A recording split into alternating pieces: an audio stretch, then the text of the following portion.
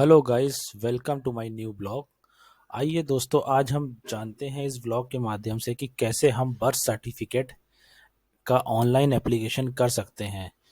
क्योंकि birth certificate एक बहुत ही यूज़फुल डॉक्यूमेंट होता है बच्चों के लिए, जहाँ कि आपको किसी भी जगह पे अगर फर्स्ट टाइम अगर एप्लीकेशन करना है तो वहाँ पे आपका एज प्रूफ के लिए बर्थ सर्टिफिकेट ही मांगा जाता है। तो आइए दोस्तों, चलते हैं सबसे पहले उस साइट पे जहाँ से बर्थ सर्टिफिकेट आपको अप्लाई करना होगा। तो दोस्तों, ये है वो साइट। इस साइट का लिंक एड्रेस मैं इस वीडियो के डिस्क्रिप्शन बॉक्स में डाल दूंगा ताकि आप लोगों को कोई दिक्कत ना हो यहाँ तक पहुँचने में। सबसे पहले दोस्तों, हम लोग इस साइट पे नए हैं तो हमें इस साइट पे आपको देखना होगा कि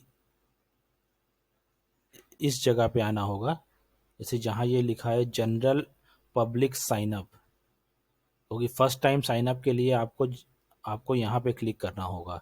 तो दोस्तों चलिए हम लोग यहाँ पे क्लिक करते हैं। यहाँ पे क्लिक करने के बाद दोस्तों एक ऐसी विंडो खुल के आएगी जिसमें कि आपको अपना एक यूज़र नेम, एक ईमेल आईडी, मोबाइल नंबर और date of occurrence of event, ये सब चीज़ें बना के अपना एक अकाउंट बनाना होगा, जिसके माध्यम से आप बर्थ सर्टिफिकेट का एप्लीकेशन कर पाएंगे। तो चलिए दोस्तों, हम लोग इसको करते हैं और फिर आगे का स्टेप देखते हैं कैसे आगे स्टेप और करना है। आइए दोस्तों, उसके बाद रजिस्ट्रेशन करने के बाद आप जब रजिस्टर पे क्लिक करेंगे तो उसके बाद आपके पास ये विंडो आएगी जिसमें लिखा होगा कि प्लीज़ से एक्टिवेट योर यूज़र आईडी। तो आपके ईमेल पर एक लिंक जाएगा। तो दोस्तों दिखाता हूँ मैं आपको कि कैसे वो लिंक होगा। इस टाइप का वो मेल होगा आपके पास, जिसमें कि यहाँ पे आपकी लॉगिन आईडी और यहाँ पे ये लिंक होगा जिससे कि आपका अकाउंट एक्टिवेट होगा।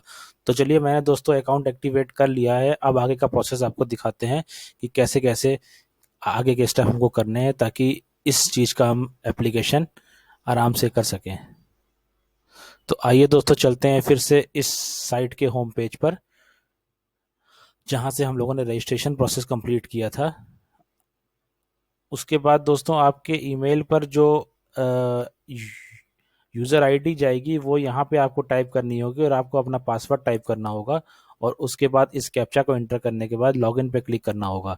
तब आपका एप्लीकेशन फॉर्म भरने का प्रोसेस स्टार्ट होगा। तो चलिए दोस्तों, मैं यूज़र आईडी पासवर्ड टाइप करता हूँ, उसके बाद आपको दिखाता हूँ कि कैसे आगे का स्टेप कंप्लीट होगा। दोस्तों, ये यूज़र आईडी पासवर्ड मैंने टाइप कर लिया है। अब हम लॉगिन पे क्लिक करते हैं। अब हम जैसे ही लॉगिन पे क्लिक करेंगे तो आपके सामने ये विंडो ओपन होके आएगी। इसमें आपके लिए हर डिटेल्स लिखी होगी।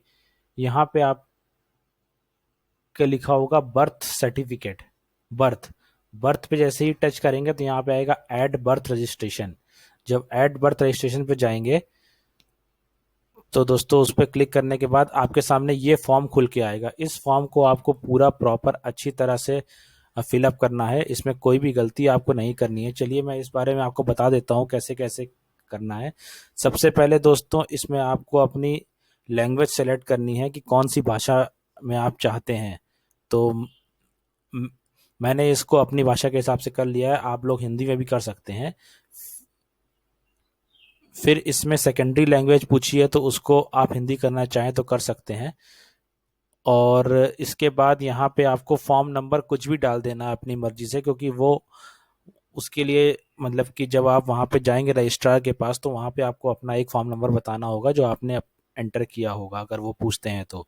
उसके बाद सबसे पहले डेट ऑफ बर्थ, बच्चे का जन्म कब हुआ है। अब बच्चे का जेंडर बताना है, यहाँ पे मेल फीमेल। और यहाँ पे बच्चे का अगर आपने नामकरण कर लिया है तो बच्चे का यहाँ पे नाम ले सकते हैं, वरना अगर नहीं तो नहीं किया है तो कोई दिक्कत नहीं, इसको खाली भी छोड़ सकते हैं। उसके बाद दोस्तों यहाँ पे आपको आधार नंबर डालना है। अगर आपने बच्चे का आधार बनवा लिया है तो यहाँ पे डाल दीजिएगा। अगर आपके पास नहीं है तो कोई प्रॉब्लम नहीं है, इसको आप खाली भी छोड़ सकते हैं। उसके बाद आपको यहाँ पे बच्चे की बर्थ प्लेस जमा कर भरनी है कि वो बच्चे का जन्म घर पे हुआ है ये या किस जगह पे हुआ है। और उसके बाद अगर घर पे हुआ है तो वहाँ का ये प्रॉपर पूरा एड्रेस आपको यहाँ पे भरना होगा, पता घर का पता क्या होगा। उसके बाद यहाँ पे बच्चे के फादर की डिटेल होगी। यहाँ बच्चे के फादर का नेम होगा, मिडिल नेम, लास्ट नेम, यहाँ पे आधार नंबर, अगर है तो ठीक है, नहीं है तो कोई दिक्कत नहीं है। इसी तरह यहाँ पे बच्चे की माता की डिटेल सब भरी जाएगी, माता का नाम, माता का Aadhaar number, email ID, mobile number, और उसके बाद बच्चे के घर का पता भरा जाएगा कि वो बच्चा कहाँ पे रहने वाला है, क्या है। और उसके बाद आपको उसी बच्चे का परमानेंट एड्रेस, जो जिसको कहते हैं कि परमानेंट एड्रेस ऑफ पेरेंट्स, इसको आप यहाँ पे सबमिट करेंगे। अगर आपका प्रेजेंट एड्रेस और परमानेंट एड्रेस सेम है तो आप यहाँ पे क्लिक कर देंगे तो पूरा का पूरा एड्रेस अपने आप यहाँ पे फिलअप हो जाएगा। अगर आपका परमानेंट एड्रेस अलग है तो आपको यहाँ पे अलग एड्रेस भरना पड़ेगा। इसके बाद दोस्तों यहाँ पे टर्म एंड कंडीशन पे चेक करेंगे तो यहाँ पे आपका एड्रेस जो आपने भरा होगा वो अपने आप यहाँ पे शो होने लगेगा। और उसके बाद इसको सेव कर लेंगे। सेव करने के बाद अगला स्टेप देखेंगे हम लोग कैसे आगे और क्या क्या चीज़ें भरनी है। दोस्तों फॉर्म का फर्स्ट पेज भरने के बाद ये पेज सेकंड पेज है। इसमें जैसे ही आप वहाँ पे नेक्स्ट करेंगे, सेव करेंगे, तो सेव करने के बाद ये पेज आपके सामने ओपन होके आएगा। इसमें पहले से कुछ डिटेल सबमिट होंगी, आपको केवल थोड़ी सी डिटेल और इसमें देनी है, जैसे कि फादर, मतलब कि उस फैमिली का क्या रिलीजन है, और फादर की एजुकेशन और फादर की ऑक्यूपेशन क्या है, उसी हिसाब से मदर की एजुकेशन और मदर की ऑक्यूपेशन क्या है, ये सब चीज़ें आपको भरनी होंगी। और उसके बाद यहाँ पे दोस्तों कुछ चीज़ें और देनी होंगी, जैसे कि यहाँ पे मदर की शादी के टाइम एज कितनी थी, और जब बच्चे का जन्म हुआ तब माता की उम्र कितनी थी, और उनकी उस उस लेडी के कितने बच्चे हैं ये बताना होगा। और यहाँ पे बताना होगा दोस्तों कि बच्चे का जन्म किस तरह से हुआ है, डॉक्टर और नर्सेज इन हॉस्पिटल हुआ है या फिर ट्रेडिशनल बर्थ के हिसाब से हुआ है, जैसे, या फिर घर पे हुआ है। तो वो उन चीज़ों की डिटेल आपको देनी होगी। दोस्तों डिलीवरी मेथड में यहाँ पे आपको ये बताना होगा कि नॉर्मल डिलीवरी हुई है या फिर सिजेरियन डिलीवरी हुई है, उसके लिए ये चीज़ सेलेक्ट करनी होगी।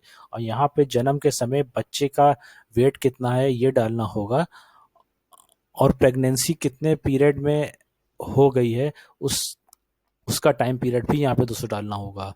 और उसके बाद दोस्तों यहाँ पे आपको रिपोर्टिंग फॉर्म अपलोड करना होगा। रिपोर्टिंग फॉर्म में एक तरह का डिक्लेरेशन होगा जो कि पेरेंट्स की तरफ से होगा, जैसे कि मैंने यहाँ पे अपलोड कर दिया है। और उसके बाद यहाँ पे आपको किसी भी तरह का कोई रिमार्क देना है तो वो आप दे सकते हैं, नहीं तो अगर नहीं देना है तो कोई दिक्कत नहीं है। फिर इसके बाद दोस्तों यहाँ पे सेव पे क्लिक करना है।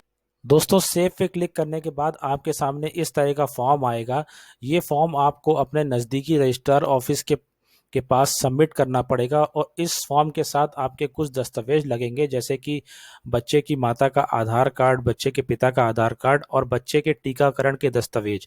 ये 3 चीज़ें बहुत ही ज़रूरी हैं। इस फॉर्म के साथ आपको ले जाके अपने नज़दीकी रजिस्ट्रार ऑफिस के पास सबमिट करने हैं। और उसके बाद आपका आपका बर्थ सर्टिफिकेट आपके बच्चे का आपके सामने होगा। और आपके नज़दीकी रजिस्ट्रार ऑफिस का अगर आपको एड्रेस नहीं पता है तो उसके लिए आप इस फॉर्म के नीचे आएंगे तो यहाँ पे देखेंगे कि मैंने जो फॉर्म भरा है उस हिसाब से जो मेरे नज़दीकी रजिस्ट्रार का ऑफिस है उसका एड्रेस यहाँ पे शो हो रहा है। तो आप जब फॉर्म भरेंगे तो आपके नज़दीकी रजिस्ट्रार का ऑफिस का जो एड्रेस होगा वो यहाँ पूरी तरह शो हो रहा होगा। आपको यहाँ पे दर्शाए हुए एड्रेस के हिसाब से ही वहाँ पे दस्तावेज लेके जाना है ताकि आपका बर्थ सर्टिफिकेट बन जाए।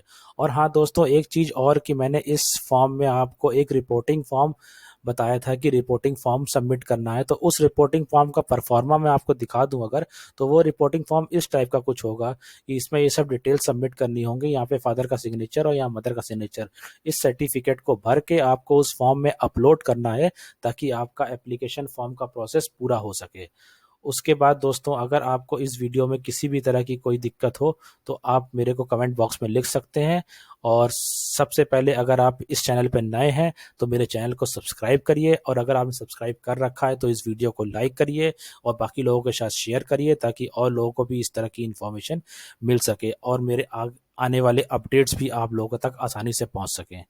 चलिए दोस्तों इसके साथ ही मैं इस वीडियो को समाप्त करता हूँ, और बाकी अगर किसी भी तरह की आपको कोई दिक्कत होगी तो आप मुझे कमेंट बॉक्स में लिख सकते हैं।